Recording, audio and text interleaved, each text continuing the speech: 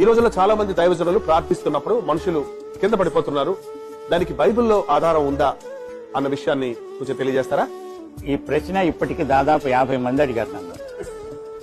దీనికి ఒక్కటే simple answer ఉంది. ఒకసారి పౌలు గారు మాట్లాడుతూ ఉంటే ఆ కిటికీలో కూర్చొని ఉన్నాడు ఐతుకు అని ఒకడు. వాడు కింద పడిపోయి చచ్చిపోయాడు. అప్పుడు పౌలు వెళ్ళి అతన్ని లేపాడు.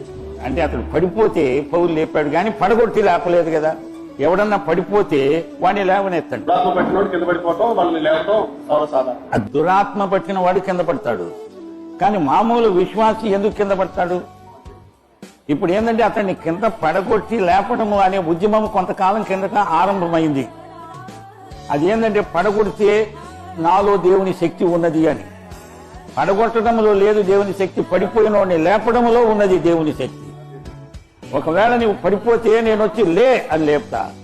పేతురత్త జ్వరంతో పడి ఉన్నది, అవునా? అంతేగాని యేసు ప్రభు వచ్చి ఓ పేతురత్త నీవు పడిపోమ్ము అని పడిపోయిన తర్వాత లెమ్ము అని అనలా. అంచేత ఆమె అప్పటికే పడిపోయింది. పడిపోతే ఆయన చేయిచ్చి లే అని అన్నారు, అంటే లేచి. బైబిల్ అంతటా కూడా యేసు ప్రభు పడిపోయిన వారిని లేపడానికి వచ్చినట్టే చెప్పబడింది. చచ్చినోడను బ్రతికించడానికి వచ్చాడు. అంతేగాని చచ్చిందాక ఎందుకు ఇప్పుడే నేను చంపుతా ఇప్పుడే బతికిస్తానంటే